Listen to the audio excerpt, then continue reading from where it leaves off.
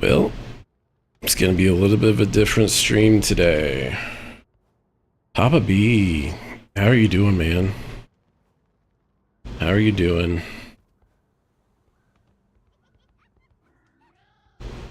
It's been a crazy week. It's been a crazy week. My family had, I was patient zero for this head cold that you can still hear me working my way through. Just finishing up swapping over everything to your new phone. Did you get an Android or an iPhone? Are you an Apple guy or an Android guy? I'm feeling better than I felt all week, physically,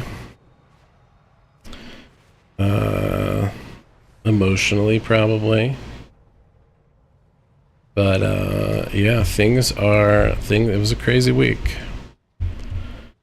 It was iPhone to Google. Okay, so you're getting the old Google box set up. How's it treating you so far? Has it been good for you?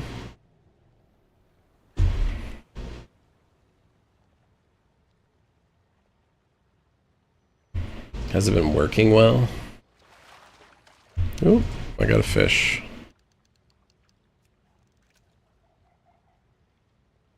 I'm an iPhone user, which is, I know, not everybody's favorite thing.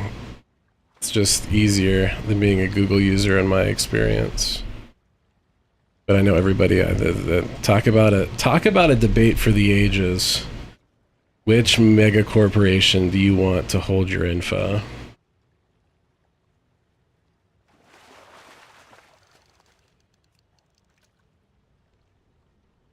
Only phone you would use over iPhones would be a Pixel, so you got yourself a Pixel. The Google flagship. The Google flagship. Well, and you know, now you can have whoever's running Google activate you instead of Tim Cook, you know? So who do you want to be your digital handler? Tim Cook or whoever's running Google now?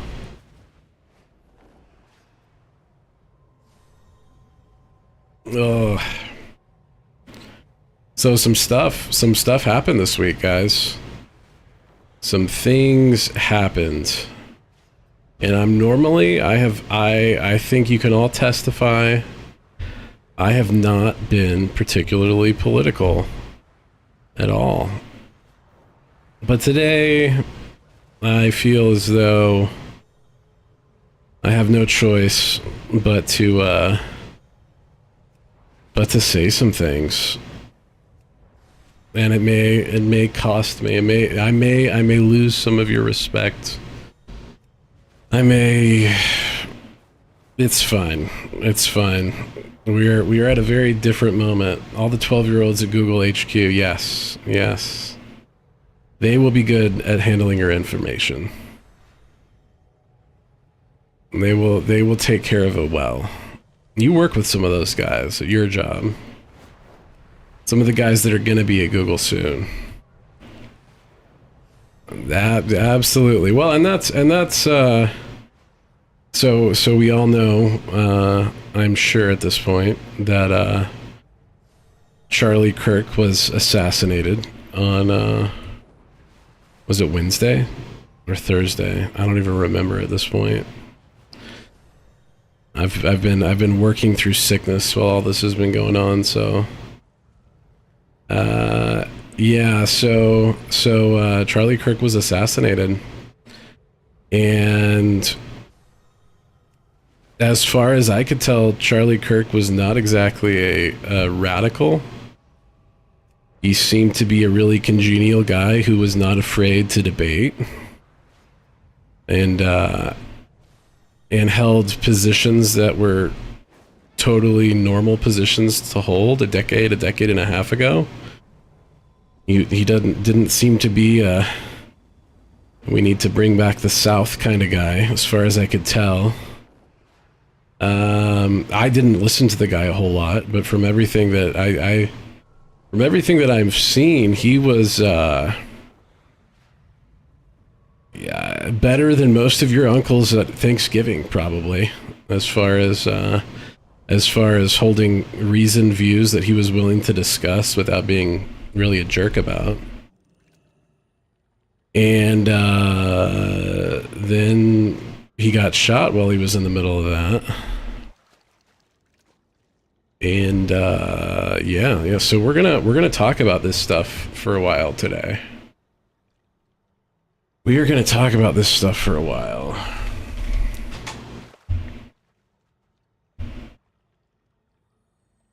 While I fish in World of Warcraft because I need gold, and a number of recent events in the community, really, in the WoW Family Time gaming community, have revealed to me that when you're playing this game, expect free-to-play type service and support. And so I'm sinking as little money into this game as possible at this point. I will not have a sunk cost fallacy be the reason why I continue to play this game.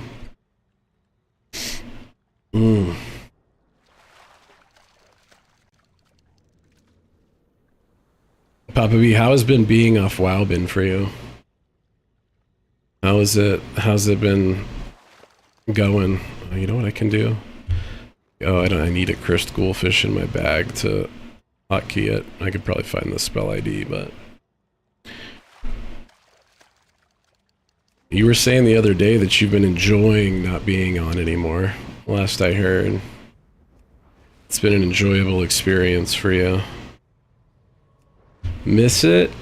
But think I miss the friend time playing. Yeah, no, absolutely. Well, and that's the kind of the messed up thing about the game, is at some point, Blizzard realized, oh, these people's friends are on here, so we don't have to actually care anymore.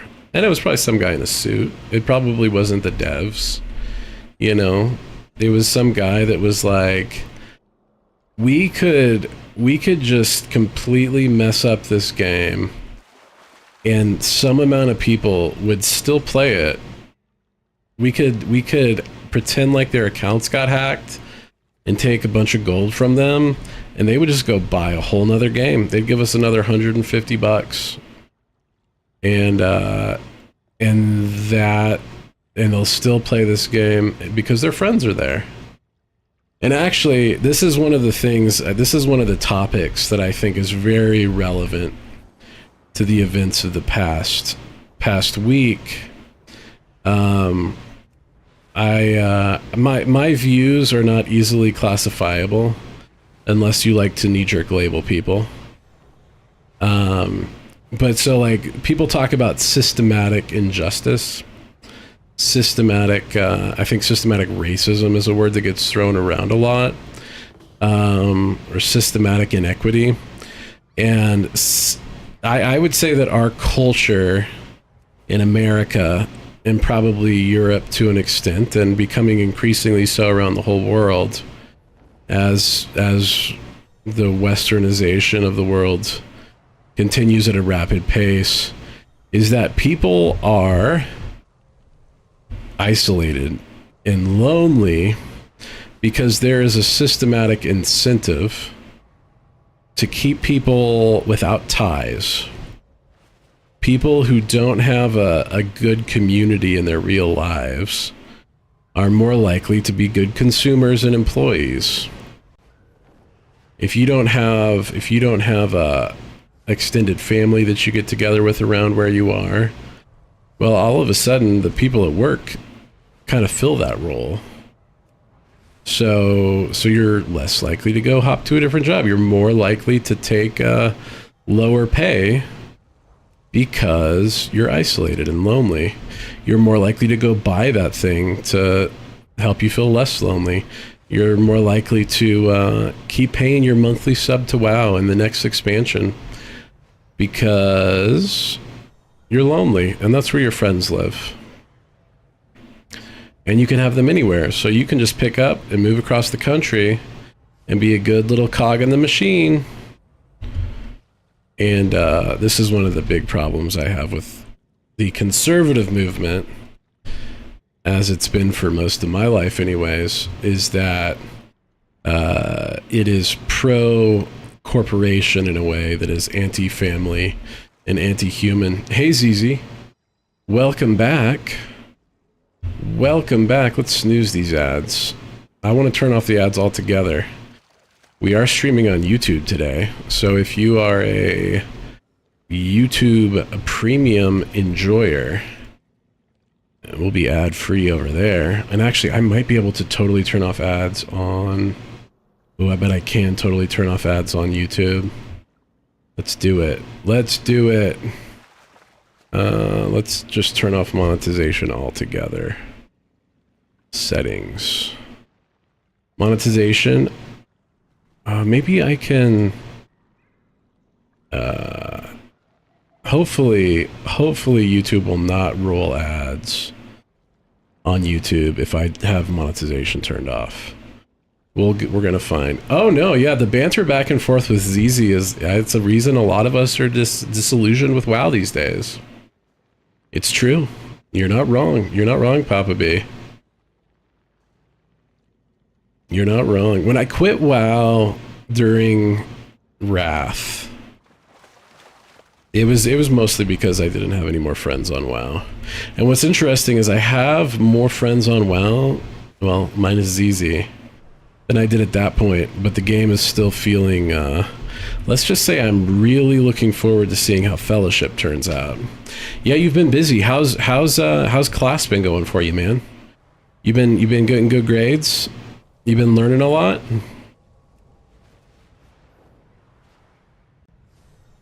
Are you ready to be the best there ever was as you create new Pokemon and breeds of animals to become tasty treats and battle each other for dominance and win the league? 50-50, so some good grades, some not. How's the what's the struggle? You're taking organic chem this semester, is that right? Which one? You said nutrition, or maybe it's inorganic chem. I'm trying to remember. It's been a while. I haven't had a ZZ refresher lately.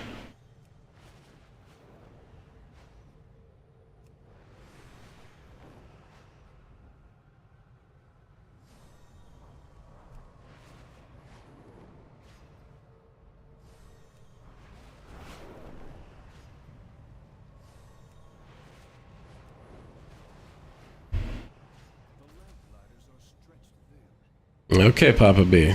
I will try not to talk about anything exciting for the next little bit. The struggle is not studying outside of class. How are you not studying outside of class, man? You're not even able to play WoW right now. Surely you're studying outside of class. Yeah.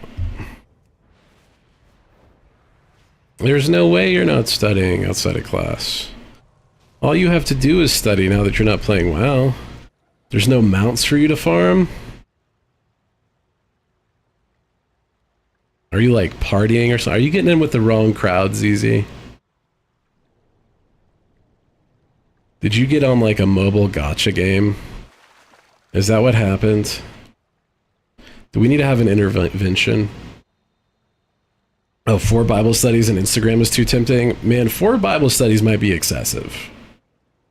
I love Jesus. And I am telling you, in my experience, 4 Bible studies does not increase my love of Jesus. It makes me question his people a lot when the people that claim him, the more Bible studies than I'm in at any given time. Yeah, just delete Instagram, by the way. You don't need that. You know, if Instagram is too tempting, turn it off. Get rid of it. Haven't read the Bible entirely, so I want to actually learn about it. Absolutely. And there's different ways that you can go about that. And I would highly recommend going deep over shotgunning. Now you do what you think you're supposed to do. You do what you think you're supposed to do, for sure.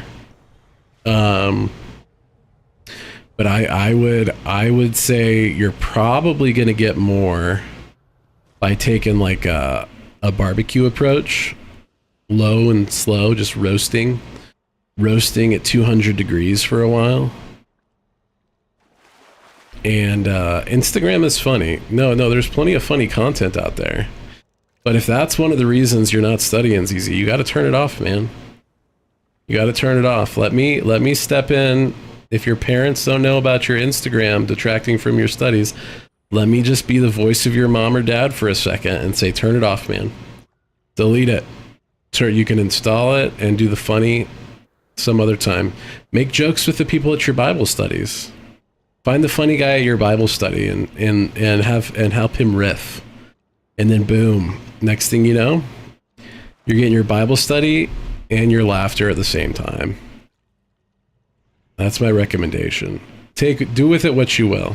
Do with it what you will.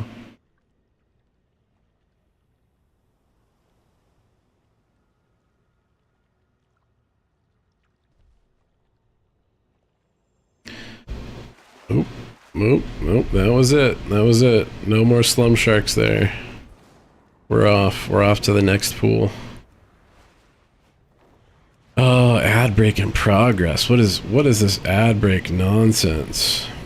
Okay, so are you a Charlie Kirk? You're a college student, ZZ, and you're involved in different campus ministries on some level, either as an enjoyer, probably mostly as an enjoyer right now.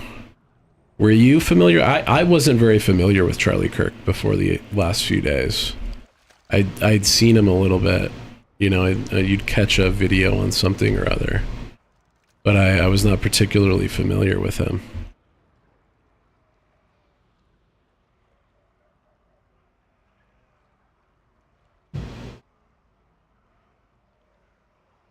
But I've heard that the college crowd in particular knew of him pretty well.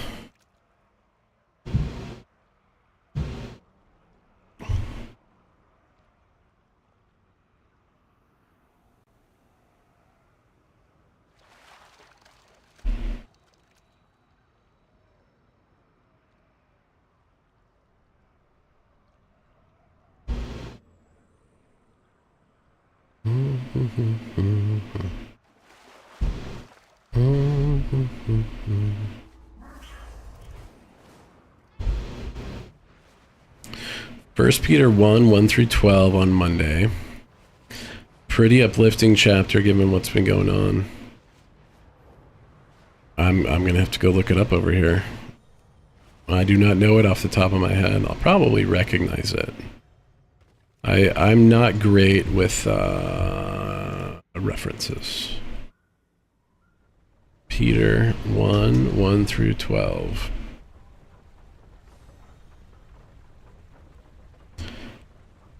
The salutation, praise for the living hope, an unspoilable inheritance,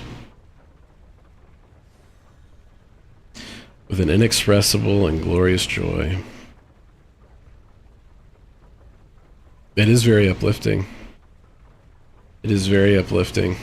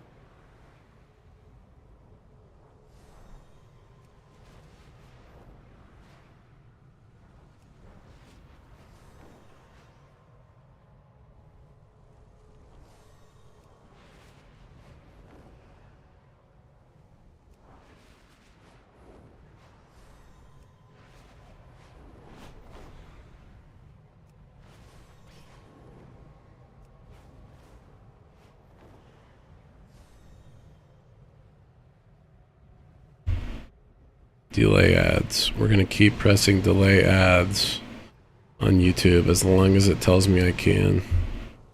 As long as it's an option.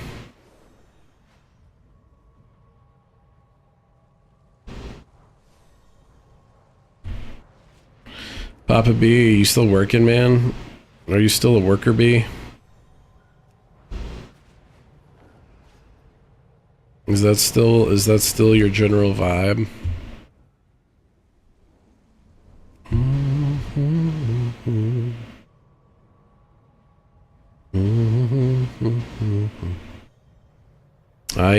There's a couple people I want to talk with from different perspectives. Yeah, Silnarm. We're waiting for a little bit for some people to collect, but yeah, we're talking about the Charlie thing. We are talking about the Charlie thing and all that. We don't normally get into politics a whole lot. We don't normally go too deep on religion, but I feel like we have to. Yeah, no, it made me deeply sad as well. It made me very deeply sad. And it made me say, okay, if this is clearly a terrorist act designed to get people to stop having debate, to get people to stop discussing things, to try to silo the right and the left even more than they already are. Whatever the intent of the individual was, whatever, like that is the effect. That is the effect. And so kind of gotta we don't negotiate with terrorists. We don't negotiate with terrorists. If there's one thing that Mr. Bush Jr. taught me, yeah, ZZ. Oh, I'm pretty sure I said EST, Xander. I'm pretty sure I said EST, but you haven't missed much. I've been putzing around. I'm working on farming some gold, fishing some gold up in WoW. So, easy to assume, Xander. Easy to assume. Not difficult, because I am a mountain time zone mountain people person. So yeah, how are you doing, Xander? How are you doing?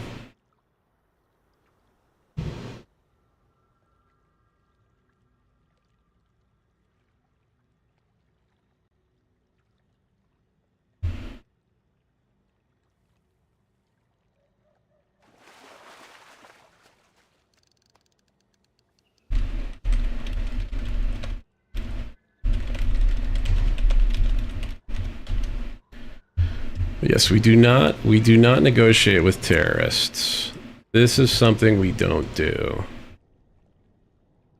Past few days have really caused internally strife and struggle. Yeah, no, that's my wife and I have been talking the last couple of days, and I'm like,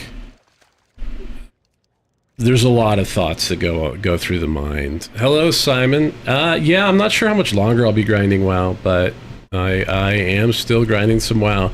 I'm fishing because I'm not putting any more money into this game. I'm not buying a token. After seeing people's accounts get hacked and like no response from customer support and people getting banned without any way to appeal and stuff, I am not putting any more money than I already have into this free-to-play support game. Was the Charlie Kirk thing about religion? Silnarn, that is a great question. It seems more like the political climate rather than going after Christians, Catholics. The kids are doing good, ZZ. The kids are doing good. So that's a great question. Let me ask you a question, Silnarn. What is the difference between politics and religion?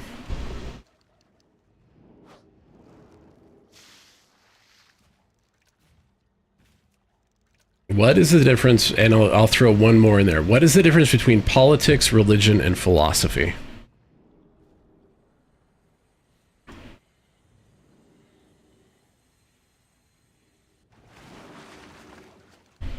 I personally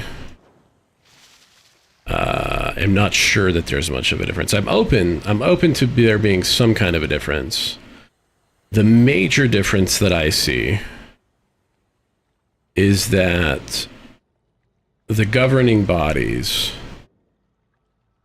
politics can include religion, but generally economy and foreign policy play a bigger role.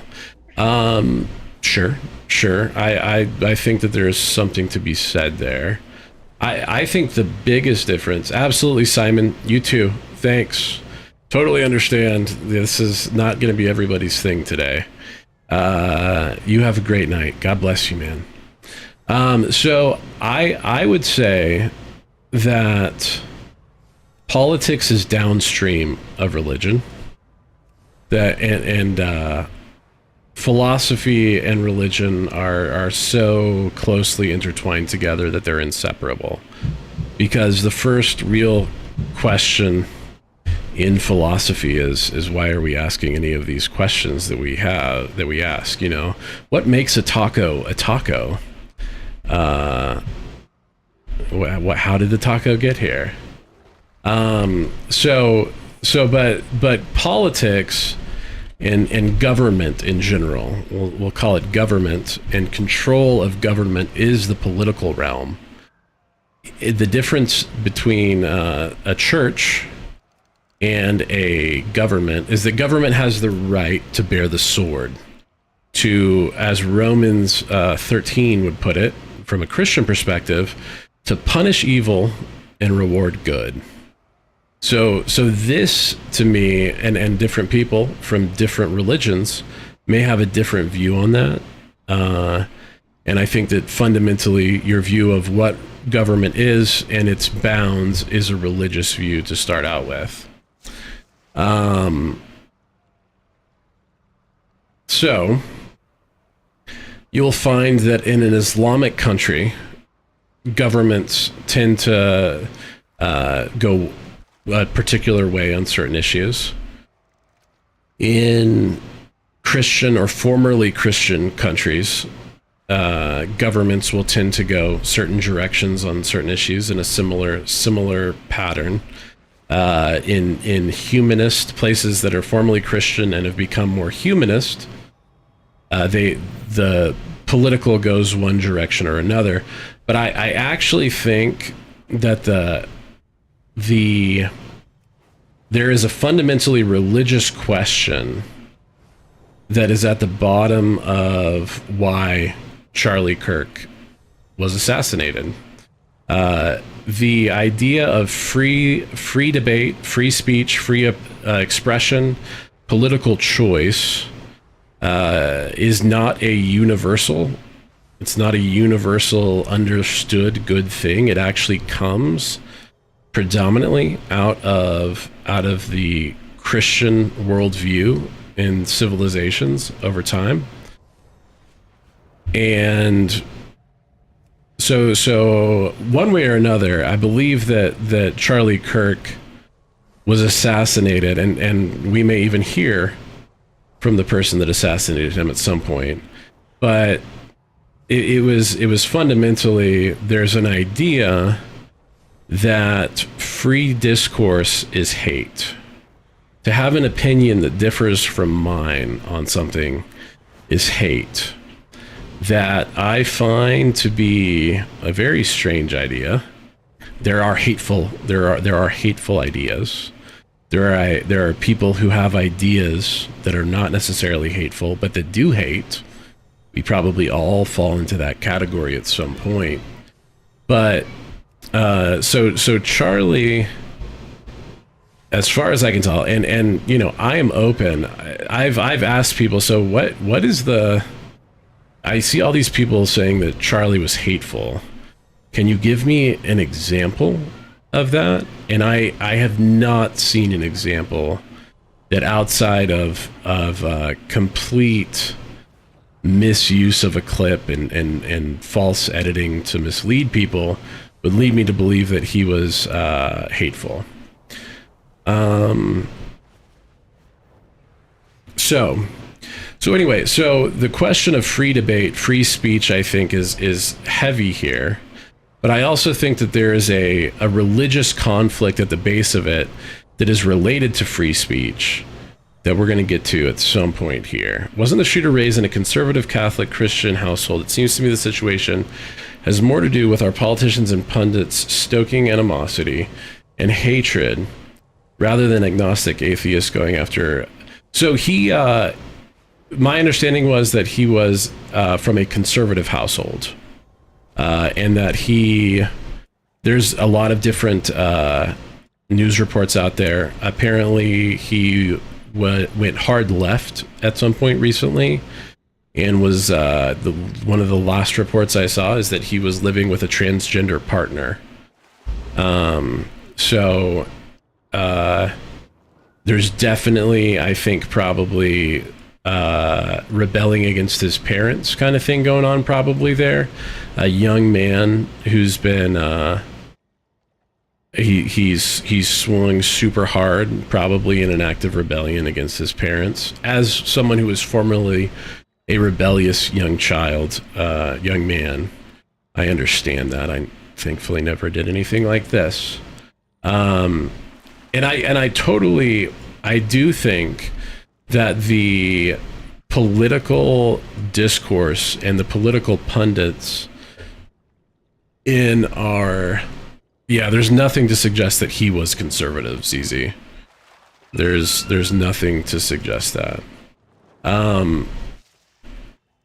I think the big thing that I've seen is there's a lot of conspiracy theorists out there.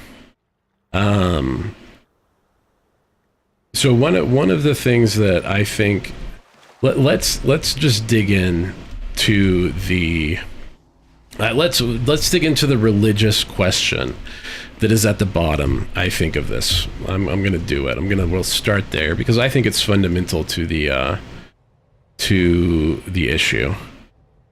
So, if you're familiar with Genesis, and we are going to quickly get out of total scripture. I'm a big believer that anything that is in scripture should be able to be reached at via natural law and just the way that God has made the world, that God reveals himself in his creation. So the story of Adam and Eve is that Adam and Eve were put in the Garden of Eden. They were given some jobs to do, and they were in communion with God. Things were good. And he said, you can do anything you want, eat from any of the trees in the garden except for this one. Don't eat from that. Death comes from that tree. And then Satan comes around and says, did God really say you can't go over by that tree? Did God, is that, God just is jealous of you. He knows that if you eat from that tree, he's lied to you. And if you eat from that tree, you're going to get to decide what is good and what is bad. And so this is kind of this is the Genesis story of Christianity. And I think that the basic premise here, you don't have to have Christianity to understand this basic premise. It's a fundamentally religious question. And the question is there a reality that you cannot change in the world? Is the world solipsistic? Do you get to decide how things are in the world? Or are you at the mercy of a reality which you may be able to influence, but you cannot ultimately change?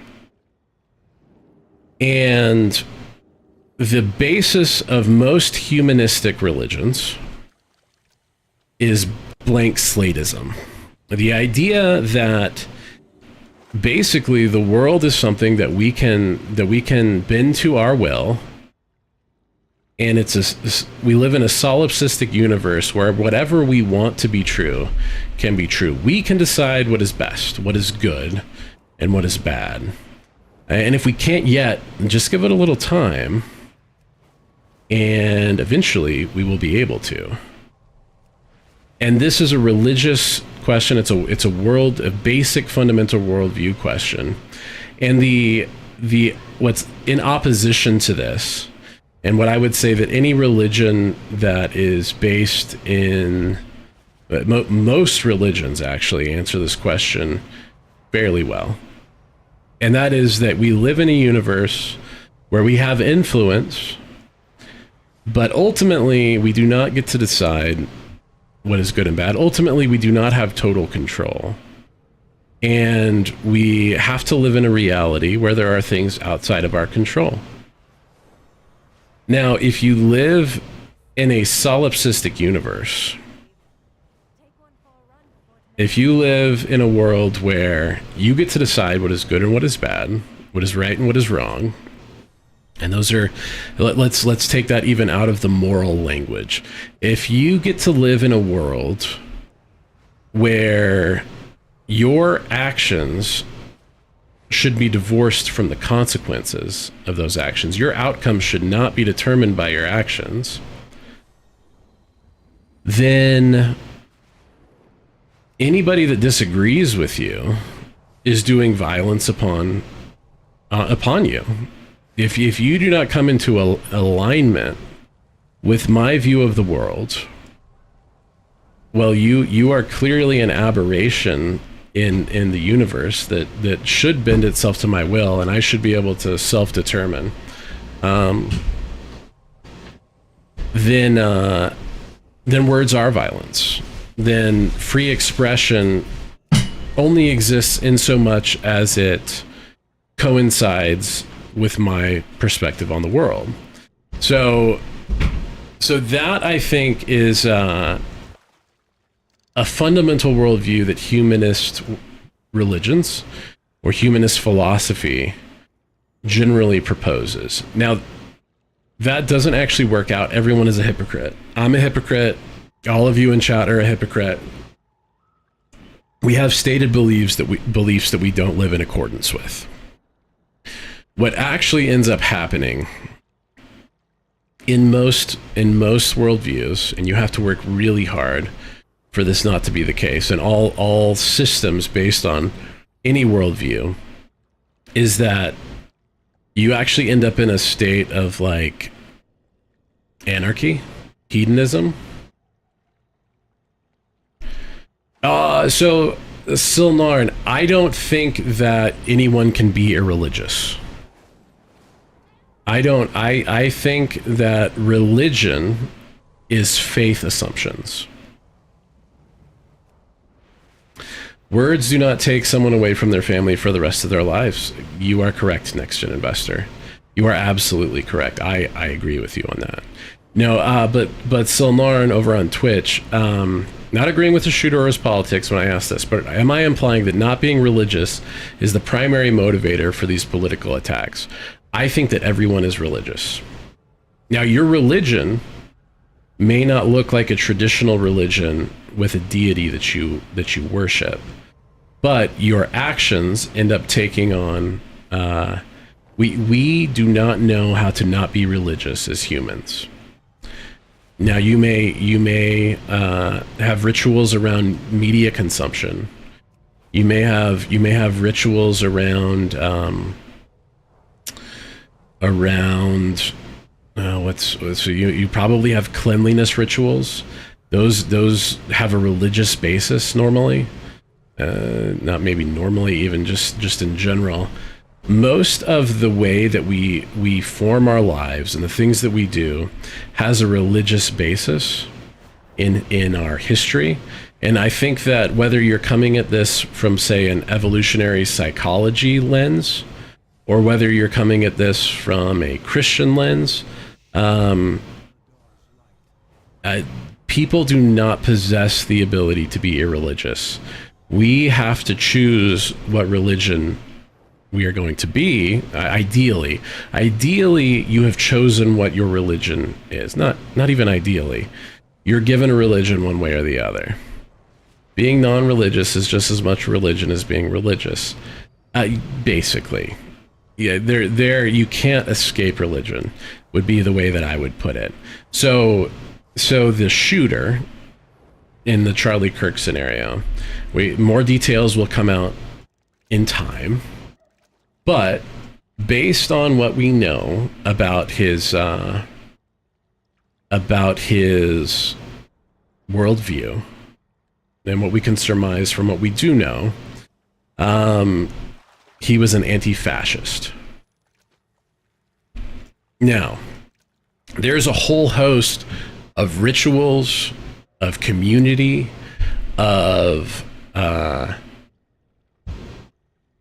text, whether that's written, visual, or auditory media. There's a whole body of work that's involved in being. You can just say I'm an anti-fascist. Lots of people just say they're Christians. Lots of people say that they're atheists. But fundamentally, when you take that label on, it's no different than saying I'm a Christian. You're claiming an allegiance to. So for instance, if I say that I'm a Christian, in theory, I am saying that I am for Christ. I am for Christ, and I am against that which is anti-Christ. When you say that you're an anti-fascist, you're saying that you are for everything that is anti-fascist, and yes, you're against anything fascist, and you're for everything fascist. Now, how you define that, what you define as Christ, what you define as antichrist, what you define as fascist, that's going to have a lot to do with whatever your community and your media tells you is involved in that and wrapped up in that. But it's a fundamentally religious impulse. And it takes the place of religion to the point where people go and do violence for it. And you see this, whether it's Westboro Baptist, whether it's anti-fascists, whether it's Islamic radicals. We can come up with people from every different religion or philosophy, whatever we want to say, whatever we want to call it, that have this impulse at the bottom of where they are. So the question was, so yes, I don't think it's possible to not be religious. Now, there are people who have greater and lesser convictions, whether that's from a genetic standpoint, whether it's temperamental based on genetics, whether it's temperamental based on nurture. Those are different questions. So there are people with varying levels of conviction in whatever their basic moral philosophy, which you can't really separate from the religious impulse, I don't believe. There's different people that are convicted on different levels, and nobody wants to be held to the standards set by the most extreme of their religion, unless they are the most extreme of their religion. But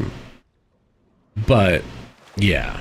So I would say that there is a religious impulse at the bottom of all of this. We have tried in America and in the West in general to pretend as though it is possible to separate church and state. And that is based on a fundamental misunderstanding of what church meant when we were talking about the separation of church and state back in the day. A lot of people don't know, but when America, up until, I think there was one still in the 1800s, there were state churches, not federal, state churches in the United States. And it wasn't like a Supreme Court case that made those come down, I don't believe. But you had basically a fundamental understanding of natural law.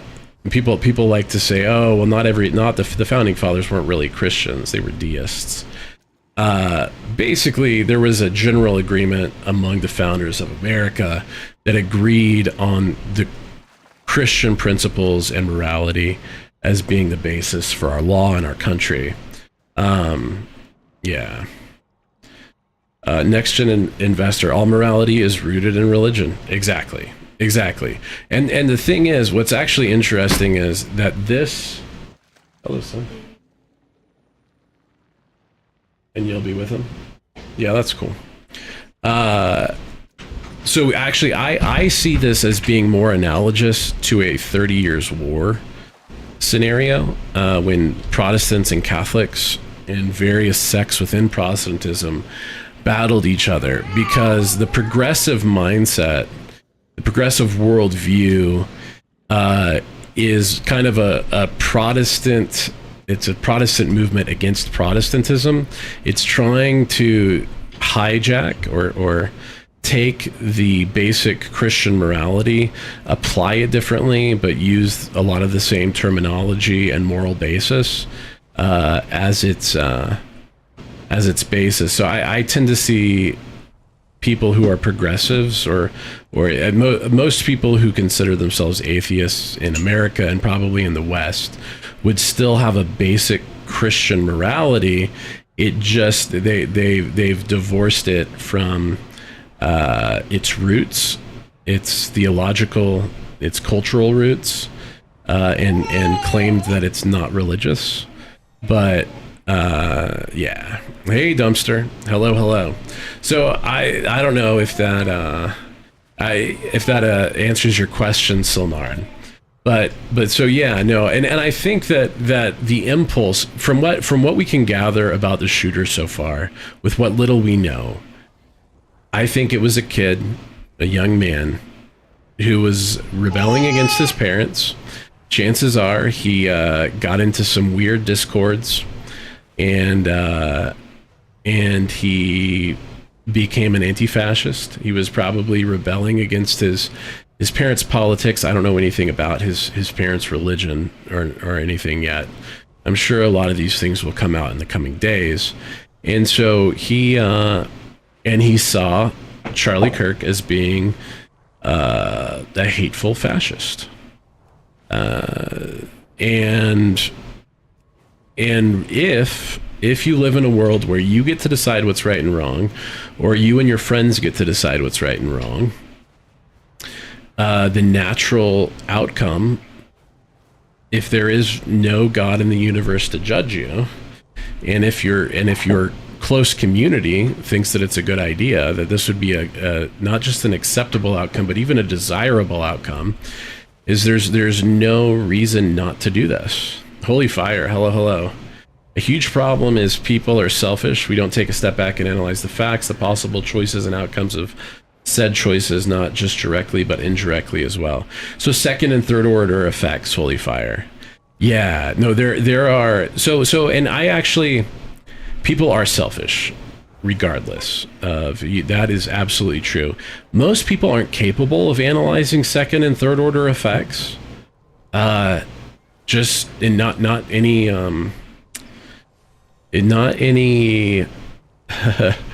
not any shade against anybody.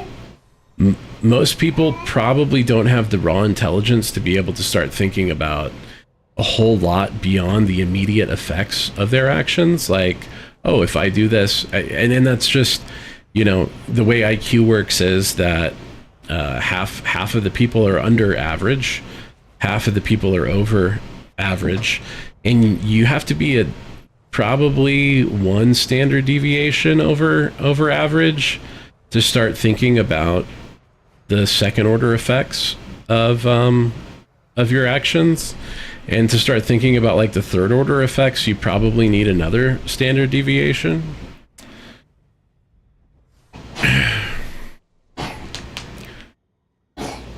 I see religion playing a big part, but I don't think it comes close to being primary motivator for his actions. Seems like a combination of mental illness and hatred for capitalism, and also possibly hatred for what's going on in the Middle East.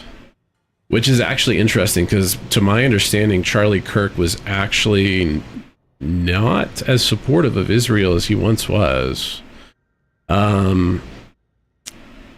Yeah, I don't think most people even know what capitalism means. Mental illness. What is mental illness? What is mental illness?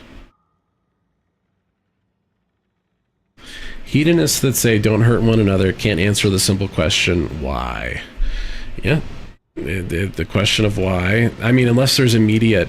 Well, and so going back to that for just a second, because at least half of the population is not capable of thinking about second order effects. Like, everybody's self-interested. We're all self-interested one way or another, okay? We all have to eat. We all need shelter. We all have basic needs that when they're not provided for, we are likely going to try to find a way to provide for them, even if those things are maybe morally questionable. So when I think one of the important things, given that most people, the majority of people are not capable of thinking of second order effects, and the vast majority of people are not capable of thinking about third order effects of their actions, is having a government that has simple laws that kind of curtail people's selfishness is super important. Not offended, but I wish someone Merry Christmas.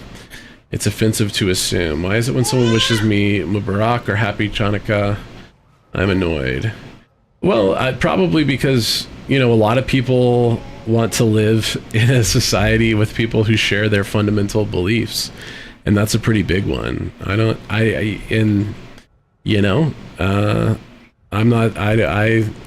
wouldn't get annoyed if somebody wished me a Happy Hanukkah, but I would probably wish them a Merry Christmas back, and not out of any desire to offend, just because I don't really know everything that's involved in Hanukkah, but I do know what's involved in Christmas, and I wish them a Merry Christmas. If religion is your savior, the government cannot be.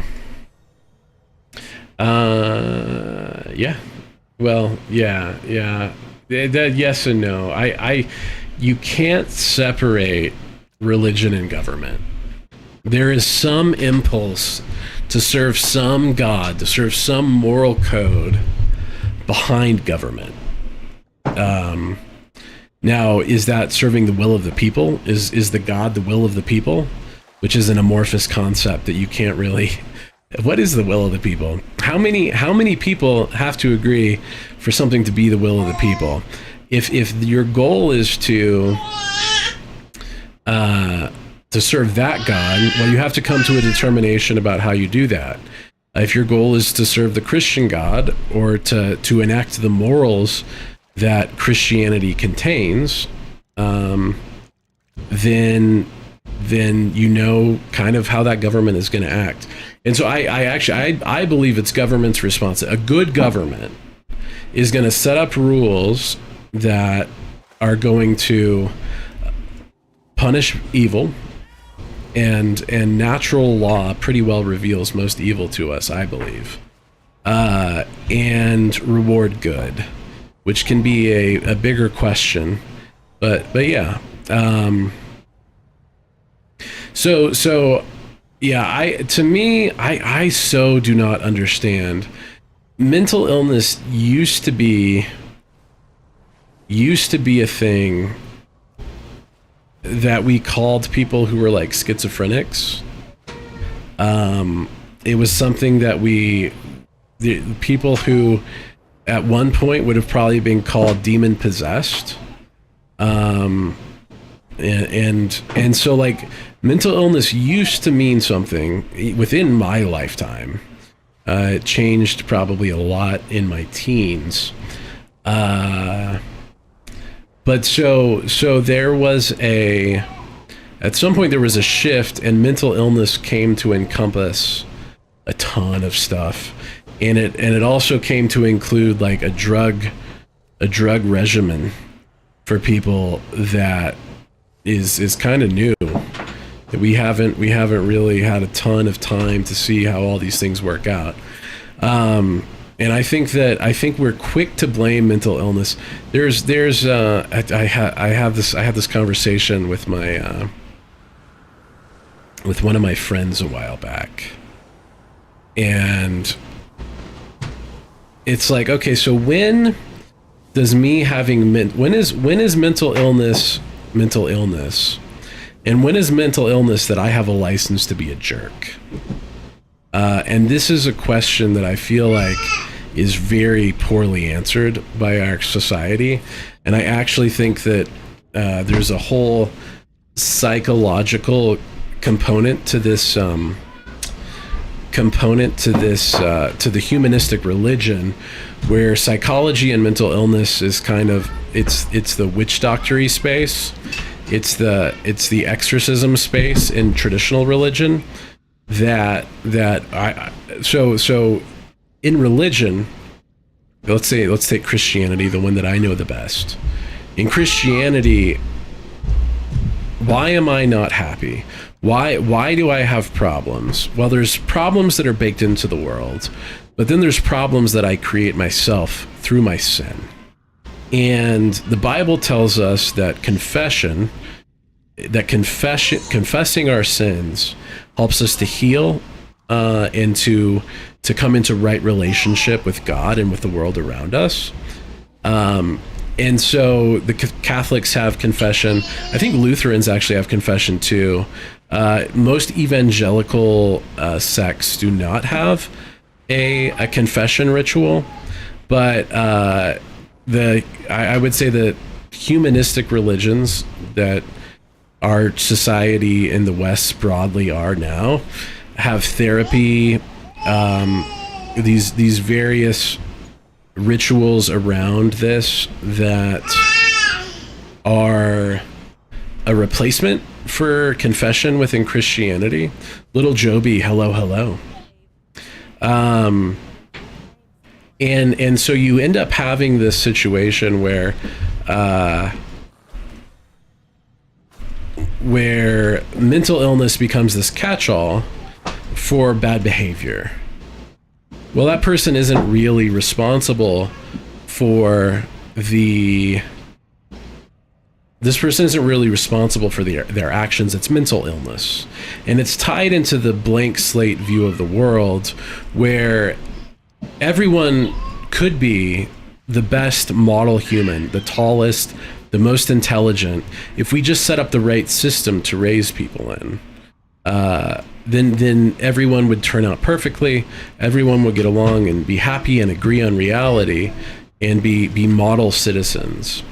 And so that's where blank slateism and therapy, these become religious rituals stripped of theology, stripped of the meaning that they have in religion. And so mental illness is this catch-all for people are not really responsible for their behavior. The system is responsible for their behavior. And if people aren't responsible for their behavior, you can't really punish people for things that they're not responsible for. There can't be accountability if people aren't really responsible. So anyway, Brylac. So we're talking about the Charlie Kirk assassination, and I'm interested in getting different perspectives. Solnarn, I don't know if you can read. Can you scroll back and read in chat? I haven't done a ton of scrolling in chat. Next Gen Investor, religion is the only way individuals earn purpose, teaches duty and sacrifice, not prioritizing self-interest. Yeah. I would agree that, and anything that is claiming to give individuals purpose and teaching them self-sacrifice is a religion in one way or another. It does kind of sound like a military thing. Oh, and I would say that the military, at least from everything I know, the military borrows a bunch from cult training, from cult techniques to produce soldiers, or did. I don't know how much this is true anymore.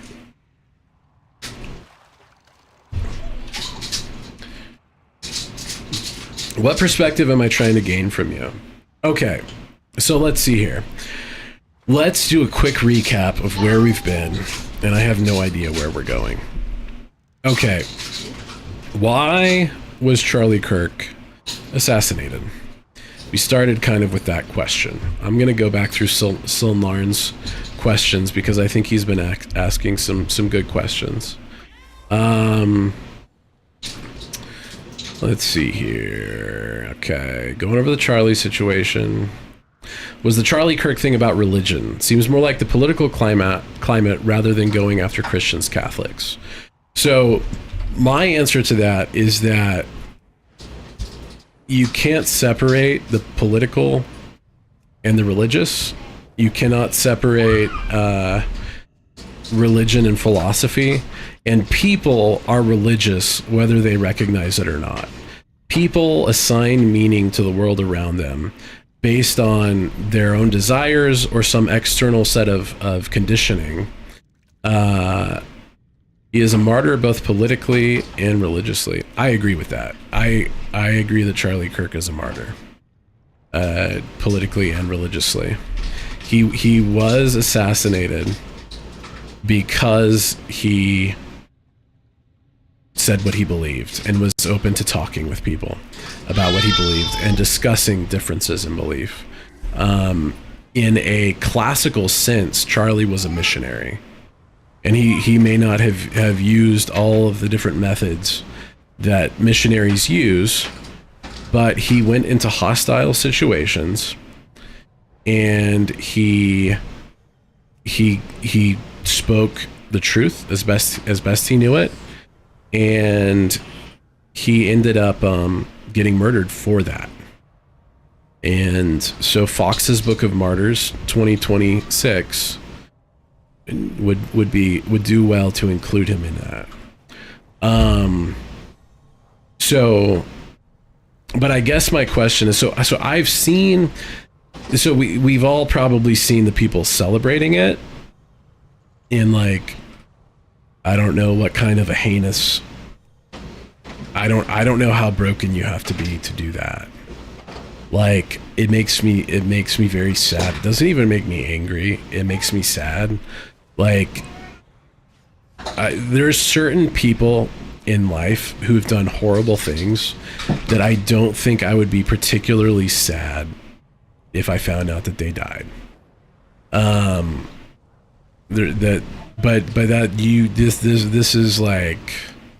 This is generational evil kind of stuff for me.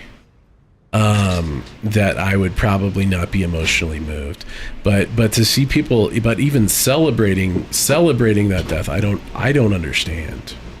I don't understand how you can have that much hatred and bitterness in your heart that you would celebrate someone being murdered.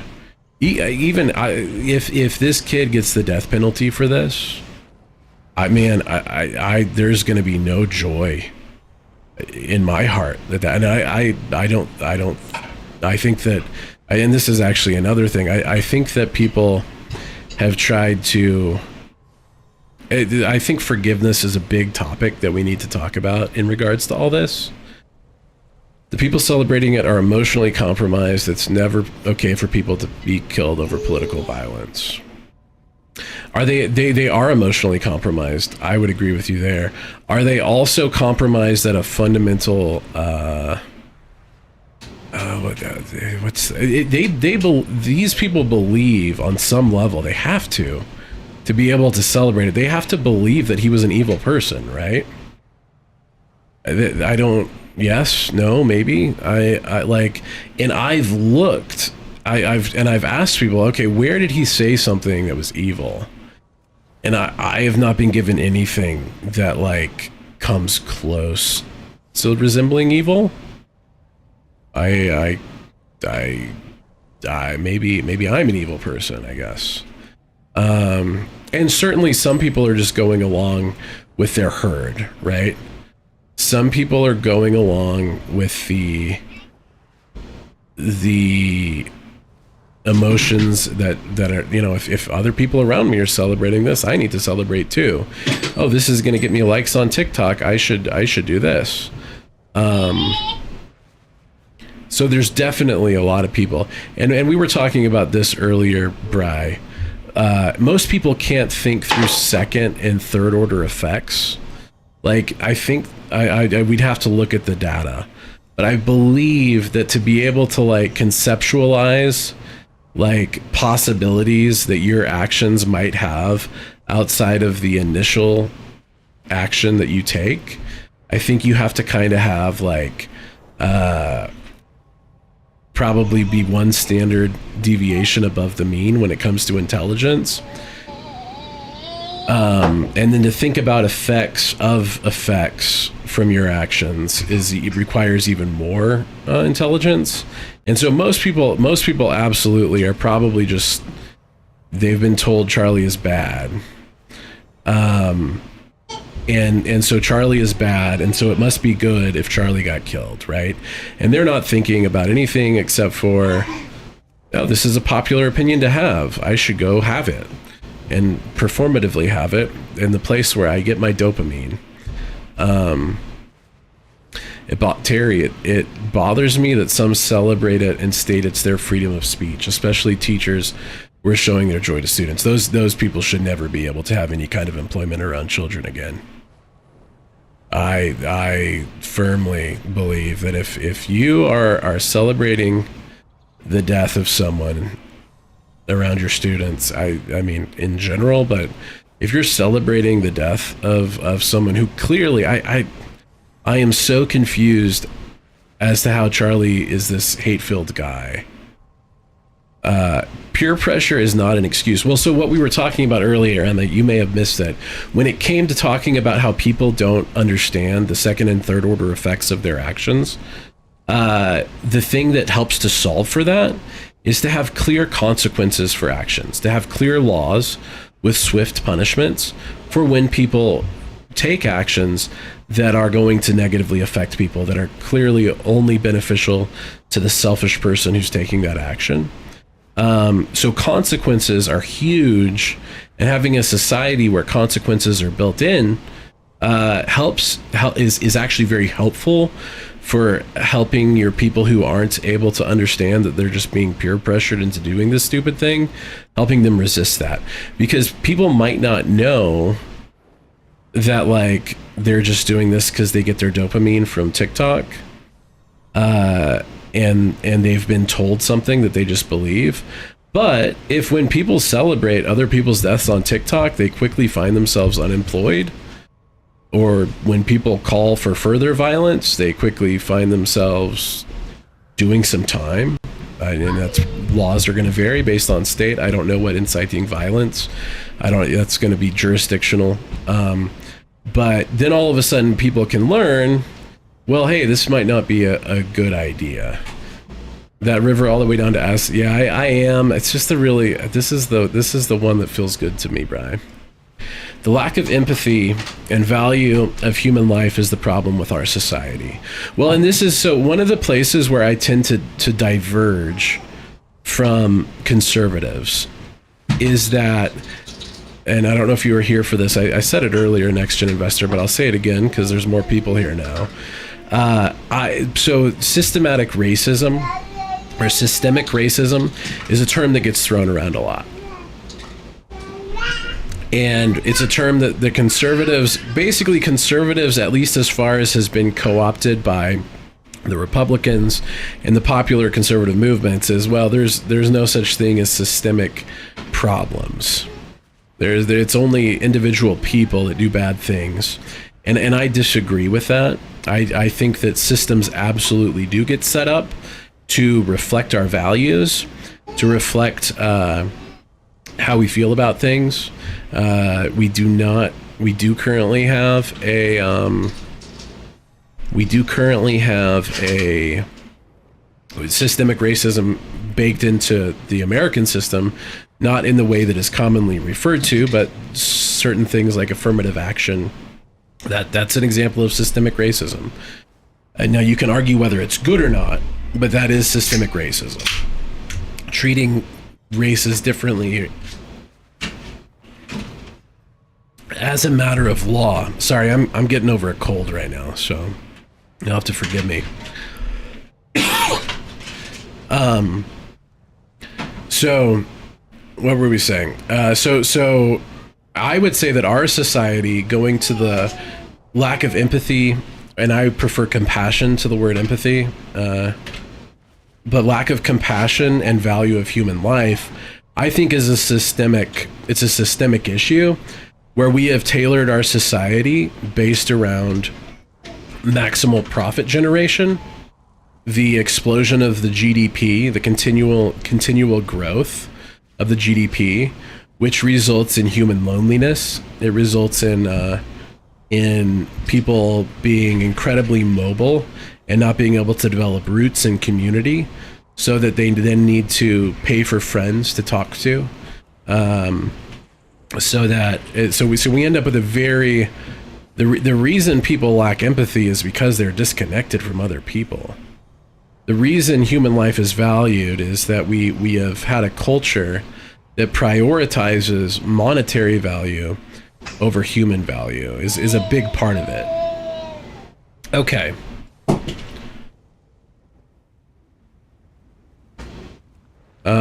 Let's go back. Let's catch up. My question is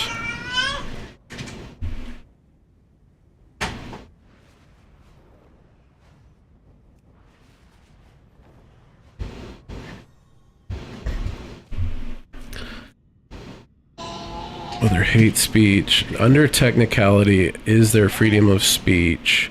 But doing that in front of children, developmentally challenged individuals is wrong. Well, here's the thing, Bri. They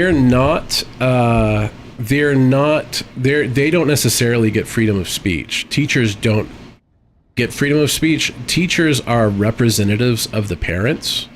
Is it called in locus? Basically, a teacher has a responsibility to the welfare of the child and to respect the wishes of the parents that does not cover freedom of speech. That like their speech is going to be restricted on some level.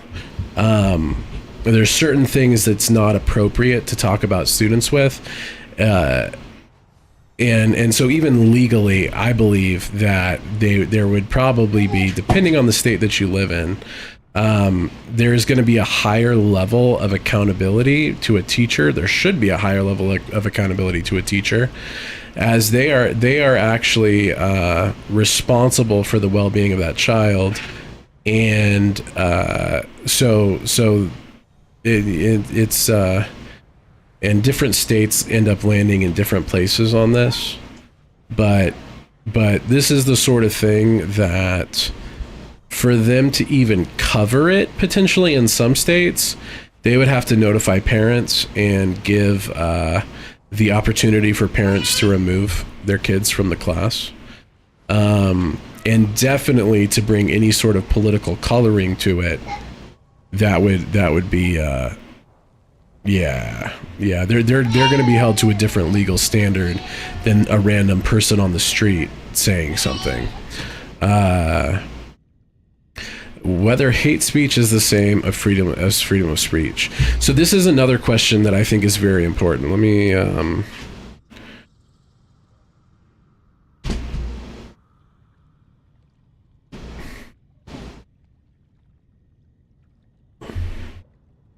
we'll come back to systemic racism, Bri. I want to talk about hate speech for a second. Hate speech is a religious concept.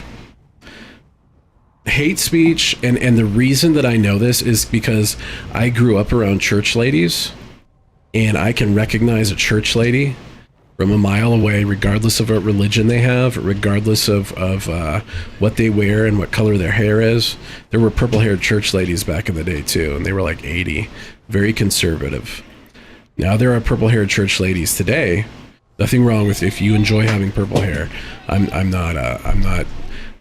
There's nothing inherently wrong with having purple hair. It's just kind of a common thing at this point among certain church ladies. So I am of the firm belief that there are no bad words. Words are descriptive, and words can be used badly. Words can be put together in a way so as to communicate hatred. But words in and of their own there's no such thing as a hate word, but there are religious prohibitions against using words. So do not take the name of the Lord in vain. This is one of the 10 commandments that people think that's just a stupid religious idea. Get that out of here. We can't have laws against using the Lord's name in vain. And I agree that it is a religious concept. However, just because you don't think you're religious doesn't mean that you don't still have words that you are religiously prohibited from using. As you said, Terry, I suppose I'm thinking of someone writing the N-word on someone's home.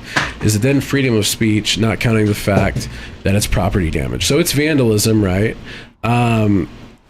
So I believe that there's a case in Minnesota where someone is being charged for the use of the N-word, actually. And yes, that is a religious prohibition. That's not the N-word is not inherently bad. And how do we know that the N-word is not inherently bad? Well, because some people are allowed to use it. You're allowed to use it if you're of the priest class of the religion that you're subscribed to.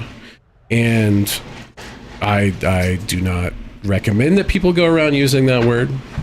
I don't think you're going to win friends and influence people by using that word, but that word is not inherently bad. If it was inherently bad, we would all understand that it's never to be used, and we would not carve out exceptions for certain members of our communities.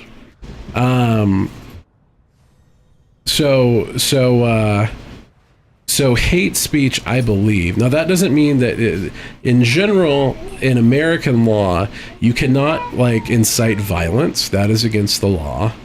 And you can't, I think calls to terrorism are against the law. Zizi brought calls to violence and calling for support to terrorists are not protected by freedom of speech.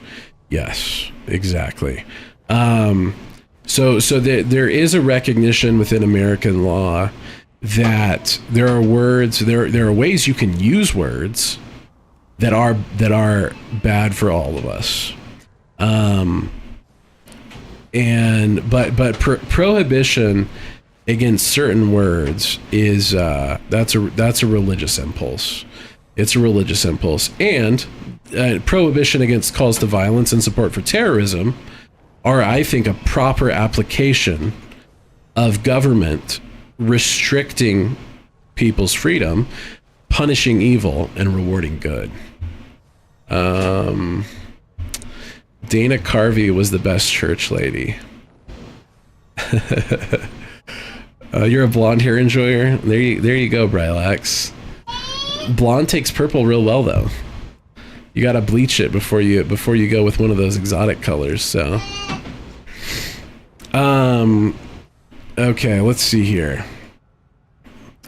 A big factor is people act on their emotions solely. Well, yeah, people do act on their emotions. We all act on our emotions. And so this goes back to what is the role of government? And actually, Brylax, I've talked with you maybe once, and I think that you and I might have different perspectives on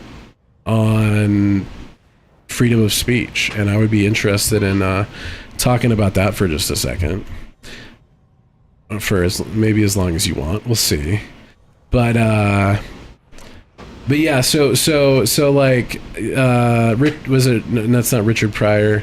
Who did the? Oh man, it's going through my head. So there are who did the words you can't say on TV? George Carlin, right? So George Carlin, he had his list of words you can't say, and I'm not gonna say any of those words. Not because I believe that there's anything inherently wrong with saying them. but because my desire is not to offend. There are times where I will use those words when I believe that they are called for to gain attention that otherwise could not be gained, if the moment is appropriate for it. I don't think any of Carlin's words would give me a Twitch ban. Pretty sure all of Carlin's list I could say right now, and I wouldn't be banned from Twitch. There might be 2 of them that my sons behind me have not heard before. Anyway, but but yeah, so your thoughts on freedom of speech are generally cemented but changing. So they're curing? Would that be a good way to say it? Because concrete goes through like it has to set and cure, right? Are we onto the same? Is that what we're talking about, Bri? Because I think that you were saying that misinformation should be restricted on some level or something when we talked about this before, and I think that has have a foundation, but walls change things. Okay, you gotta break that out for me, man.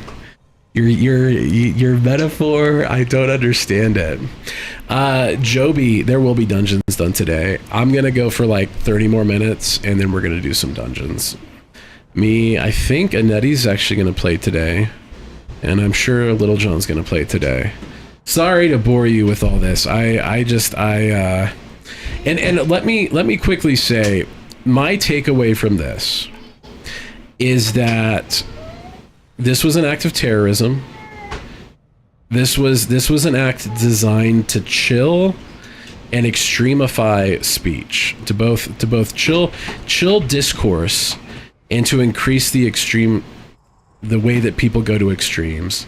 And I have avoided, intentionally on some level, I've avoided talking about politics and religion in the past on our channels, and I will not be avoiding it in the future. We are going to talk about stuff, because I think that like if more people don't start having more conversations about this stuff, then the terrorists win.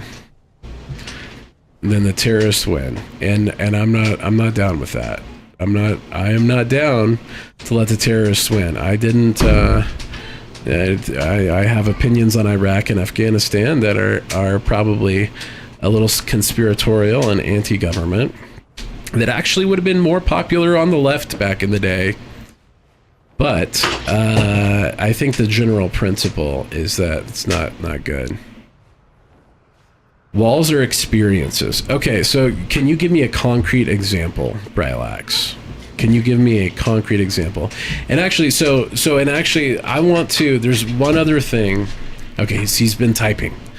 My issue with misinformation is the inherent intention to grow divisiveness, to the point of talking about this. I think you're right. We need to talk. There's not enough talking, too much consolidating. Well, and that's one of the reasons I wanted you to come in, because I know that we don't agree on everything, and probably none of us agree on everything, but I want to have more voices. I don't want to be in an echo chamber. And like on Twitter, the only thing you get are echo chambers, and it's the most extreme of all sides. And so yeah, so the intent to grow divisiveness, yeah, I just don't think we can solve that legally, right? I don't think we can. I think that divisiveness is valuable. A divided population is a valuable commodity to anyone that's trying to take advantage of that population. So if we can't assume that anyone who's in a position to determine what is misinformation is not someone who's looking to take advantage of that population. So. And then the other thing that I've seen two things by people who there's like a freedom of speech issue that I've kind of, so there's the people who celebrate his death. That is despicable. That is evil. It's not good. It's really bad. Okay. I think we all here can agree on that. Then there's people who I think and it actually, to the title, it's going to change here in about half an hour. I see people say, we all need to come together right now. We need peace. And obviously, I think calls against further violence are appropriate and good. But I think that there's a point where we have to say, we don't have peace. And we can say peace all day long. We just need to come together. But there is a fundamental thing that's going on here that we have to get to the bottom of as a society, as a people, as a nation. And if we don't get to the bottom of this and come up with some kind of solutions, both on the personal and the systemic level, we are only going to see more of this. There will not be peace. There isn't peace now. And the lack of peace will only become more apparent as time goes on. But then I've also, like, the immediate gun control argument goes back to kind of two of the things that we've talked about, which is who controls what is called misinformation, who decides what's misinformation. And when we go to the immediate gun control argument, that reflects back to me, the religious nature that we all have. On some level, the right and the left both recognize that the other side is out there and they want to control things in a way that will be negative for them. So like, we can say, oh, gun control would have solved this problem. Now there's a whole 40 hours worth of debate that's underneath of that statement. But I think that it's not really a particularly relevant to this situation, because we're fundamentally talking about control of government from either a left or a right perspective. And nobody's going to disarm the police officers. Nobody's going to disarm the military. And so like, you can disarm the population, but if you truly believe that the right is out to get anybody who's not a conservative Christian, or if you truly believe that the left is out there just waiting for their chance to put the right into concentration camps of some kind, re-education camps, then disarmament of the populace seems to me that either of those people, it's not a good faith argument. If Trump and MAGA are fascists, then on the left, your goal should be to arm as many of your people as possible. If on the right, no, the right doesn't have this problem. The right is for personal ownership of guns. Now, yeah. But to me, the gun control argument that comes out immediately in this scenario is just the biggest, most disingenuous political grab of the whole thing that I've seen so far. Like, you can't in good faith one day say that Donald Trump is a threat to our nation, an existential threat to our nation, a fascist, and the next day say, oh, everybody should have their guns taken away from them. Those two beliefs, there's so much cognitive dissonance between those two statements. You could say, I think that the conservatives should have their guns taken away from them, and that might be the honest truth there. That might be the underlying unstated belief behind that concept. I don't know. Can't speak for anyone's unstated beliefs. I can only analyze their stated beliefs, and then go ahead and analyze whether they're consistent with their other stated beliefs. Okay.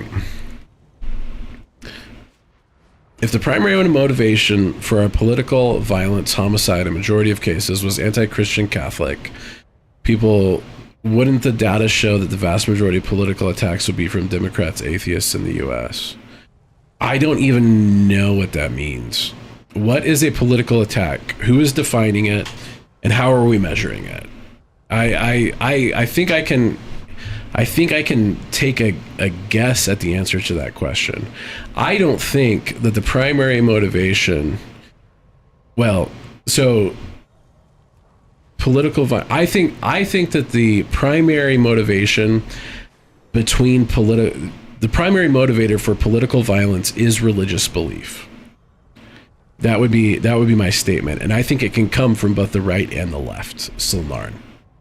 So and my guess is that it's probably, depends on how you measure it, but it's probably about equal between the two. This is I'm going to say something that might get me banned on Twitch. And that's fine. I'm okay with it. So do any of you have like an older relative or loved one who's sent you like just the like most blatant AI slop and thought it was really important, and like you just like are like, oh Lord, you know, and like I think probably most people's reaction to that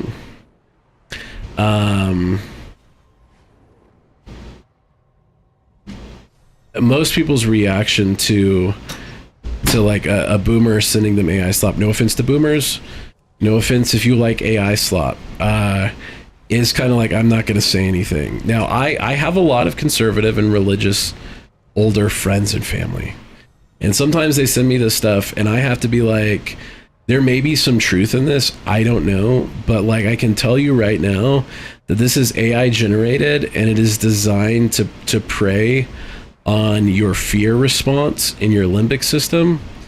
And so like maybe there's something good you can take out of that, but like this is bad for you. And I think that the most radical leftists and especially the transgender community kind of lives in a similar state to the boomers getting hit by the AI slop. From what I've seen, from the personal experiences I have, it makes me sad the same way. And like the difference is that when I tell that to my boomer people, they're like, oh, I didn't even know. Thanks for helping me. Thanks for telling that to me. Thank you for this particular thing was what I thought was interesting. Oh, okay. That sounds right.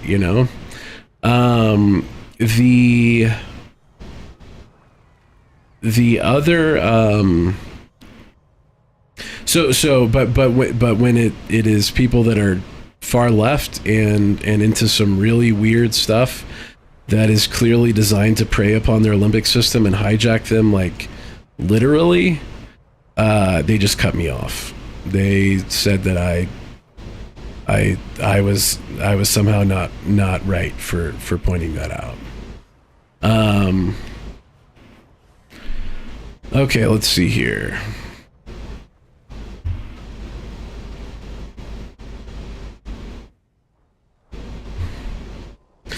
My question to you, do you consider gun safety courses as gun control?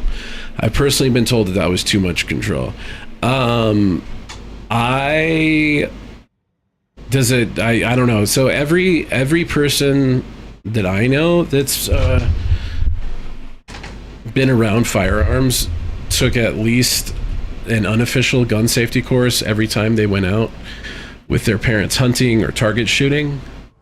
Every time I go out with my kids to go target shooting, we go through, here are the rules. You don't point this thing at anything that you don't intend to kill. Paper targets can't be killed, but you know the idea. You don't put your finger on the trigger unless you're ready to shoot and kill whatever's behind your barrel. There is not a so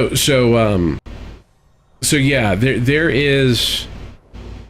I am totally for. I would love it to see that everyone in the country, as a part of education, was able to go and take a gun safety course. I think that that would be fantastic. I think that with anything, if you're going to create a requirement, you also have to create a way for people to comply. Yeah. So I don't know if that answers your question or not. I'm all about gun safety courses. I think they're fantastic. I don't know if I would call that gun control. Yeah, no, I'm all for it, and I think the thing with people who are responsible gun owners is that they are having a gun safety course every time they go out. I've gone out shooting with friends who I had to be like, dude, you gotta watch where you point that barrel. I love you, but if you point that thing at me again, you're gonna find yourself staring down my barrel. I know you're not intending it. You watch where that barrel is and you make sure it's pointed down at the ground if you are not shooting at a target. But yeah, there's there is a teaching him about gun safety as soon as he started playing with Nerf guns. No, I think that gun safety is incredibly, having gun safety courses is incredibly good. And I think that if a state wants to require everybody to take a gun safety course in high school, that's why. I think that's a great thing. I think that's a fantastic thing. I think that we'd probably be better off as a society if we did. Let's see here. So we've got, according to the DOJ, before it was wiped after Kirk was killed, it showed 84% of political homicides were from the far right, according to ChatGPT. It also says, ChatGPT says 84% as well. Yeah, I'm open to that being the case. I don't know if that's true or not. I would have to take a look at the data and how it was gathered. I have not done that particularly. I do know that in general, the institutions that collect such data have been fairly politicized for the last 20 to 25 years. And so I would say we would need independent analysis by probably multiple organizations to look at it. And I'm willing to go dig into the data at some point. I would totally go dig into the data and say, is this accurate or not? I do know that you have certain things that end up classified as political violence. This was just homicides. And I could see it. There's a lot of crazy right-wing people. I don't think that it's probably 84%. That number sounds a little large. And does that count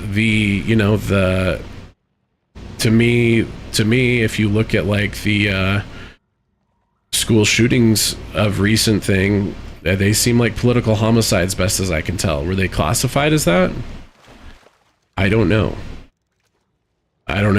But these are questions that are you cherry picking data to come up with that number? To me, I would guess that over the last 25 years, it's probably been a lot more even. And then if you take in things during the 60s and 70s, like the Weather Underground, if you take in the 80s,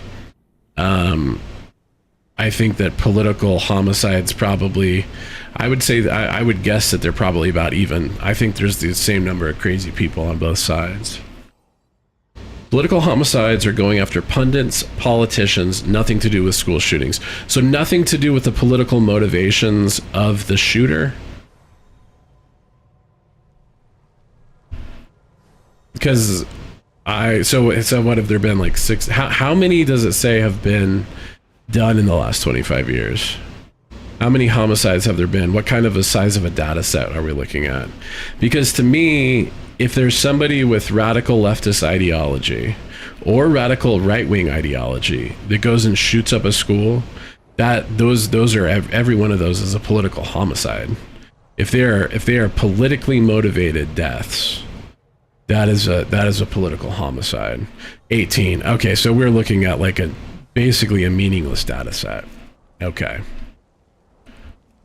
Yeah, that is if it's only people who are that, one data set had 10, can't get 84% out of 10. We need to pump those numbers up. We don't need to pump those numbers up. Yeah.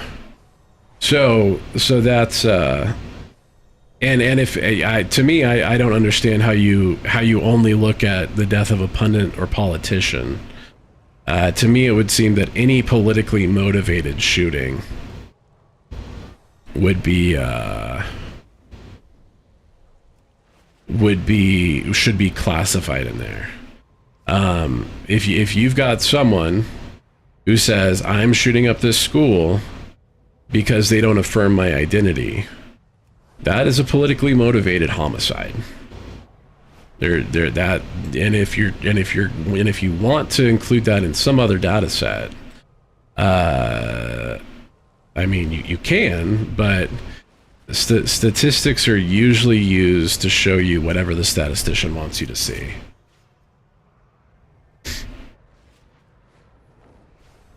Data sets show facts, but it's what facts they want you to see. Yeah. Okay, please look at my responses on this. Personally, I'm very pro gun safety. I was afraid of firearms. You should have a healthy fear of firearms. There is you should have a respect for firearms. There is no question about that. If you don't have a fear of firearms, then you should sign up for the Army or something. We need to put you on the front lines. Hopefully in a just war of some kind that something good is being done. Probably not. Don't join the Army. Skydive or something. My dad took me to the range. I got a full course in safety, and it helped strengthen my understanding and comfort with firearms. Yes. No, it's I applaud gun safety courses, but I doubt the majority of those who use a gun to murder are the registered owner, and therefore would slip through the cracks if courses were required. I haven't looked at the data, but I think it's probably a safe assumption to make.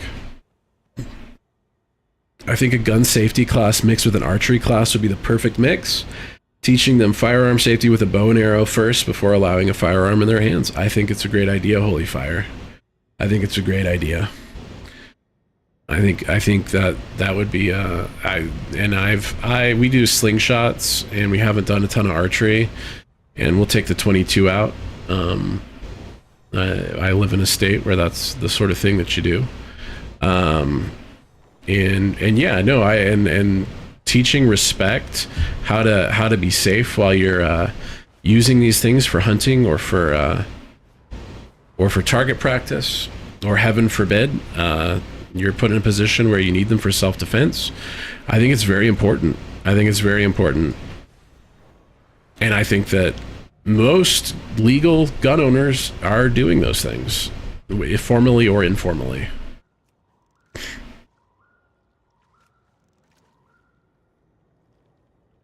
The thought I subscribe to: if you have someone in your life who has access to your firearms in any way, shape, or form, you have the responsibility to give proper instructions in gun safety. Totally. I completely agree.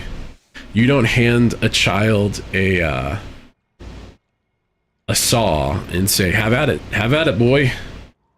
You could. Somebody probably has done that. But no, You say, here's how we use this thing. Here's where we want to make sure that our hands are. Here's how we make sure we don't lose fingers. Here's how we make sure people don't die when we're using this. Yeah.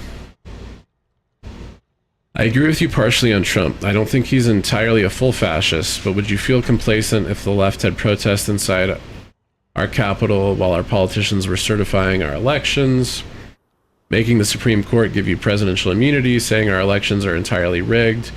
Do I see those as steps to potential fascism, or is it overblown for people to think that based off his actions for people to think that way? Silnarn, I think that January 6th was bad. I think that Personal story that I'll tell you. I lived in Virginia at the time. I lived in a district that over 30% of the ballots had no down ballot votes on them whatsoever. And I was warned not to go on January 6th. And I moved across the country on January 5th instead.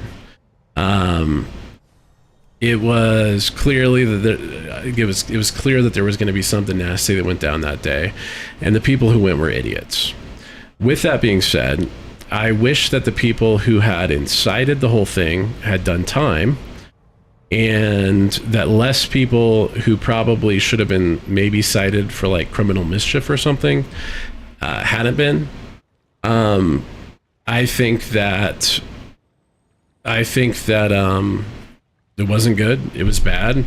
I don't think it's a good thing. Do I think that it is fascism? I think that it, first of all, ignores the historical definition of what fascism is. Fascism is when the fascism is historically when you have a combination of the corporate and federal powers, the governmental powers, no free market. And you have different things that happen under fascist governments at different times that end up getting there. They people did time and got pardoned. Some of those people shouldn't have done any time at all. Some of those, basically, the majority of people that I saw in these cases probably should have been charged with something and been given a what is it called, probation or parole, for a couple of years. Probably is exactly what should have happened to them, but instead they were sentenced to prison. And then you have, I think, probably 3 or 4 different people who are telling people to go inside, who have faced 0 charges whatsoever.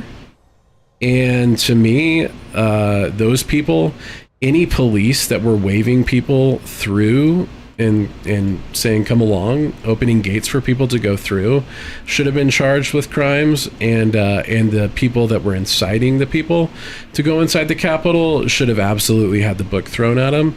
But for some reason that didn't happen. So I've got loads of questions about that. I also, I don't know if you know this, for my entire life, every Republican, and I don't identify as a Republican or a Democrat. I think that the federal government is mostly a joke, and it does not represent the people in any way. I think it represents corporate interests primarily, which is actually the classical definition of fascism. And I think that, well, one way or the other, whether the corporations represent the leader's interest or whether the leaders represent the corporate interest. And so I think we do live in a fascist society, but that both sides are serving the interests of the same people ultimately. So and then I've seen every Republican candidate compared to Hitler for my entire adult life. Ever since I've been able to vote, people have been calling the Republican candidate Hitler. And so, like, as a person, what am I supposed to think? Am I supposed to think, oh, it's probably Hitler this time? Or, oh, these people are full of crap. These people that are calling this person a fascist or Hitler are full of crap. I saw, and actually it's interesting to me, Occupy and the Tea Party, I think there was like really good things behind both of those movements, and that actually they probably should have coalesced into a movement that was good together, that was actually a populist movement that would have served the people well. And instead, people got distracted by conspiracy theories and weird stuff, and you had those organizations get taken over by corporate entities and media and hijacked to serve the same interests that the revolving door between private business and the federal government continues to serve. I don't know if they called Mitt Romney Hitler, but I almost guarantee you we could find it. I feel like we could find it, Bri. Bush was Hitler for sure. Bush was a fascist. Pretty sure not Mitt Romney. Pretty sure John McCain was a fascist. It's just rhetoric that's been in the air since I've been a voter. And so while people, do I understand why people blindly believe that Trump is a fascist? Sure. I understand it. Do I think that in my lifetime we have lived in a democratic republic? I don't believe that. And I believe that most of these labels that are being thrown around, most of the rhetoric that's being thrown around, most of the narratives that are being thrown around out there are designed to keep people siloed and controlled and in an echo chamber that serves somebody else's interests, not the interests of them, their family, and their community. And we've got to figure out how to escape those things. We got to get people out of the matrix, Neo. Yes, during Mitt Romney's 2012 presidential campaign, multiple Democrats and critics compared him or his campaign tactics to Adolf Hitler or invoked Nazi imagery.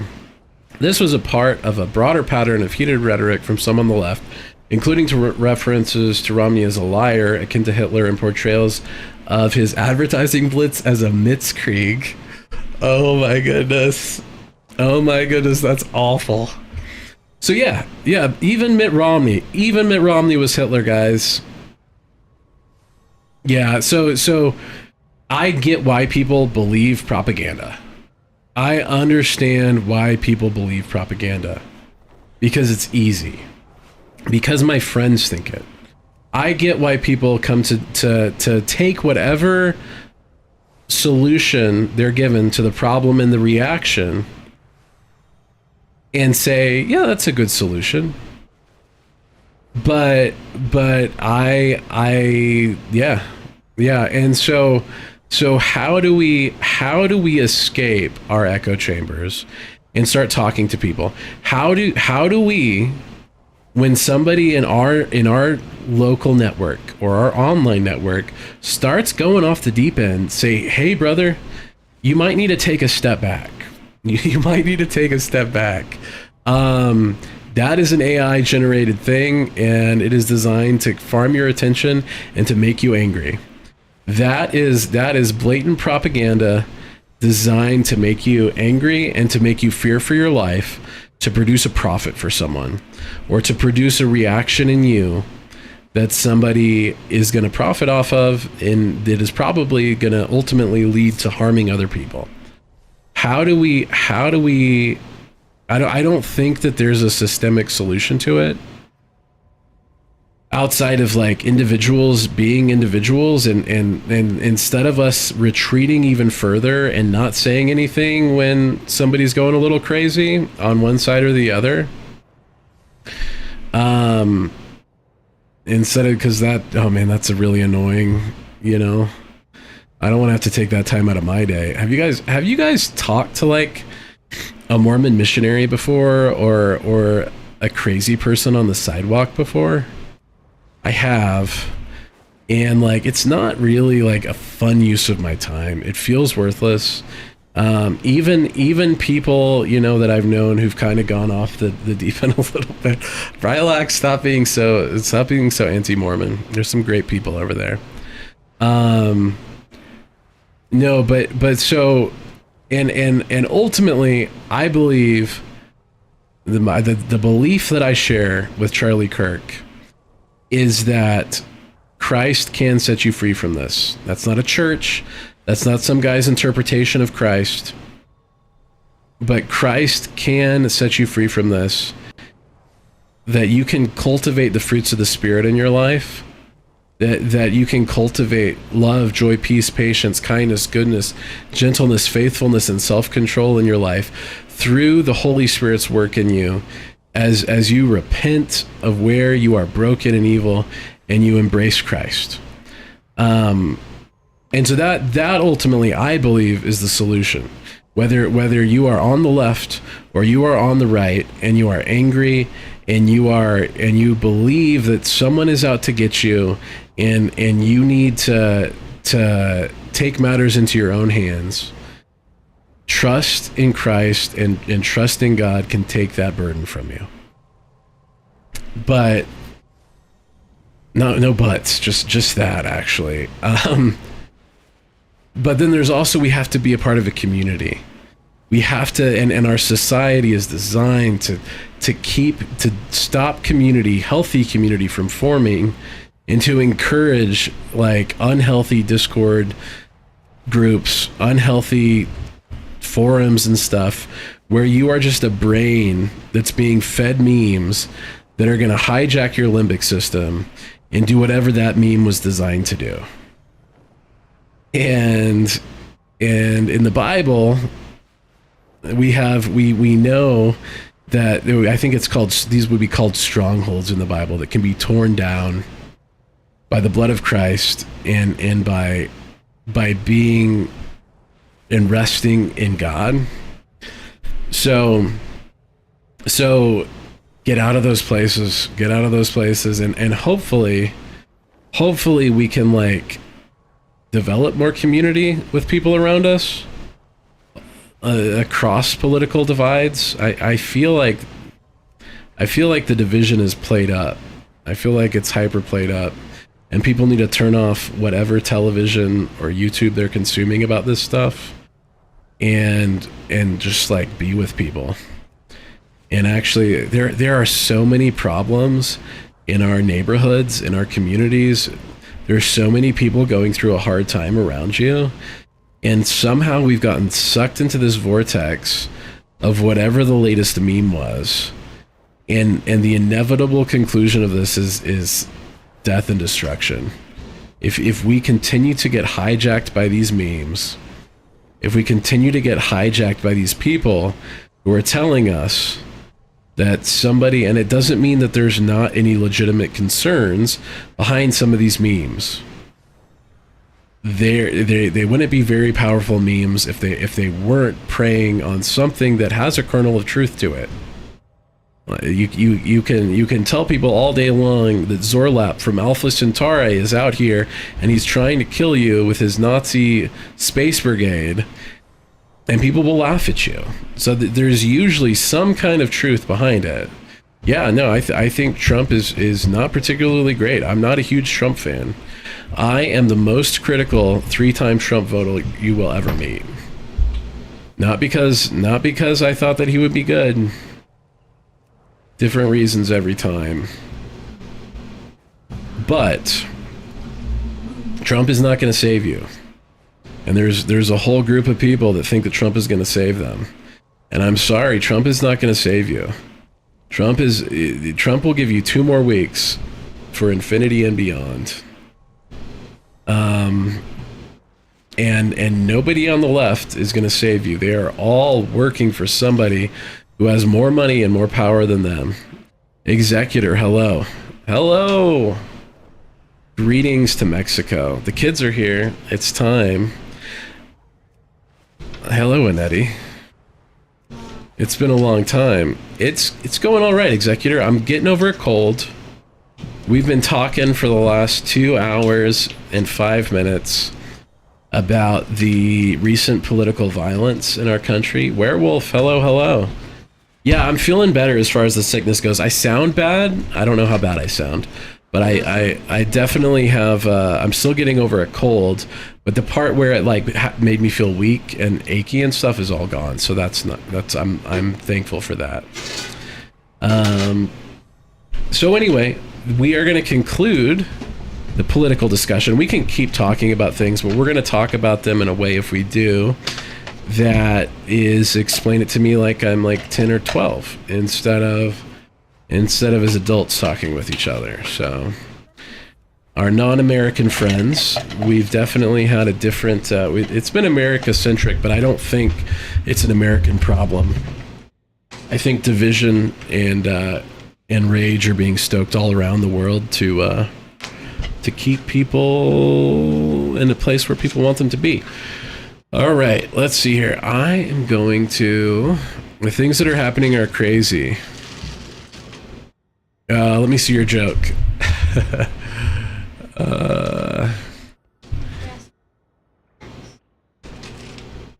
The propaganda acceptance is baked into me with my Russian heritage. Yeah, it's baked into us at a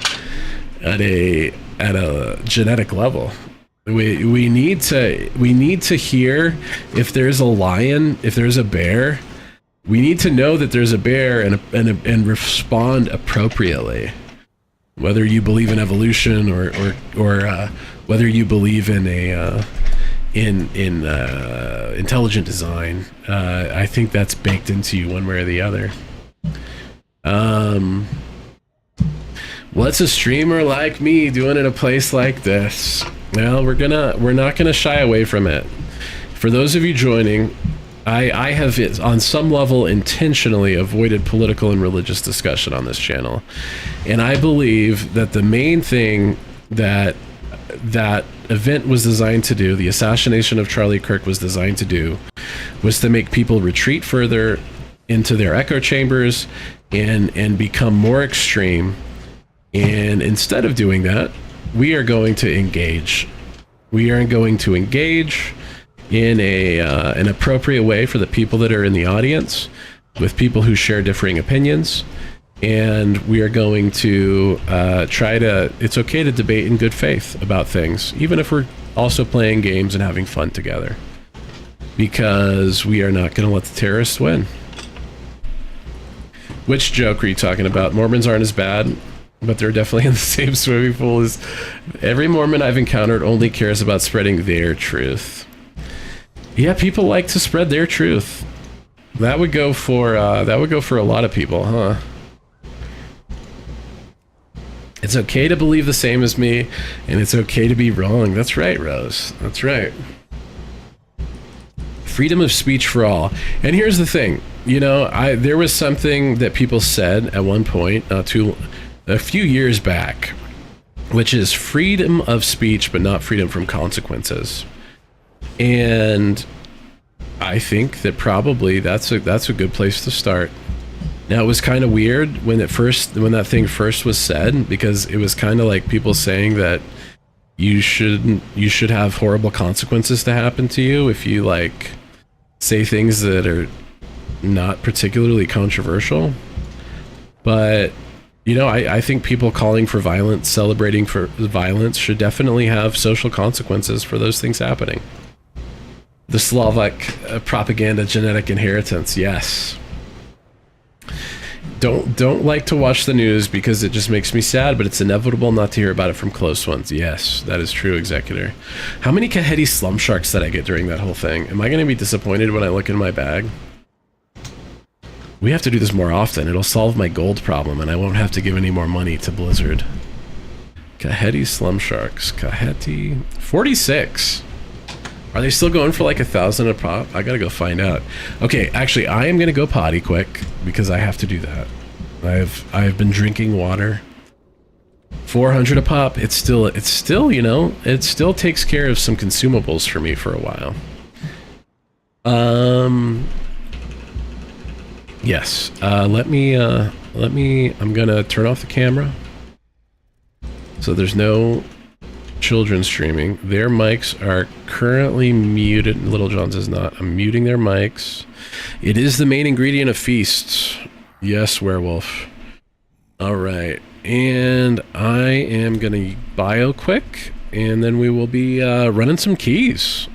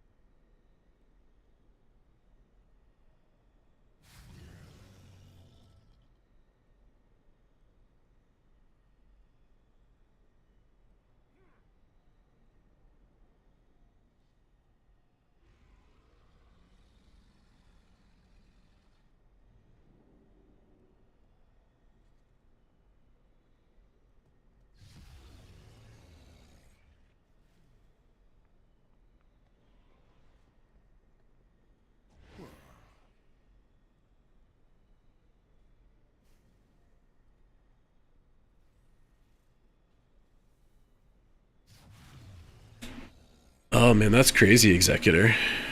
Yes, thank you for reminding me of that. And actually, I need to adjust something here quickly, so that I can hear Little John and Annette in my voice. Annette, what character are you playing today? Your paladin. Your paladin.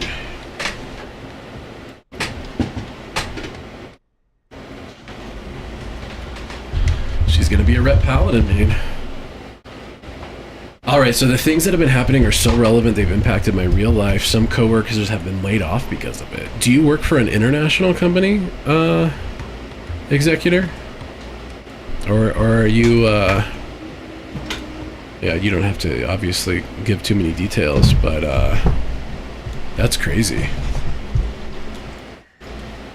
I know there's a, am I planning to go back to streaming on YouTube as well, or sticking with Twitch only? Let's do a quick status update, a State of the Union address in a second here. So what we're gonna do, we are gonna go back to streaming on YouTube as well. We are going to dual stream. After this stream, anytime we stream, we are gonna be going back to scene switching so that we get all of us.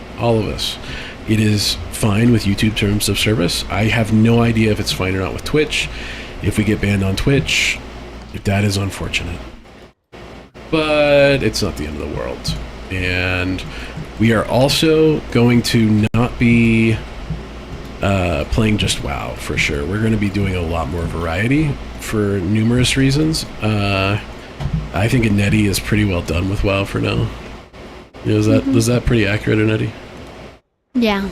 Yeah, and honestly, I am pretty, I'm feeling pretty burnt on it. I'm not playing Fortnite. I might, it's free, so I might do it. We might play some Fortnite. Every time I see Fortnite, it's like a different game. There's like racing. It's like Rocket League meets California streets or something. So we're going to be streaming on YouTube. So YouTube premium enjoyers. Best in slot streaming service. What is my go-to? I've never had Jersey Mike's Tarvitz. I've never had it. It would be some Italian. If I'm at a sub place, I go for a spicy Italian. That is my go-to, and that is how I determine whether a sub shop is any good or not.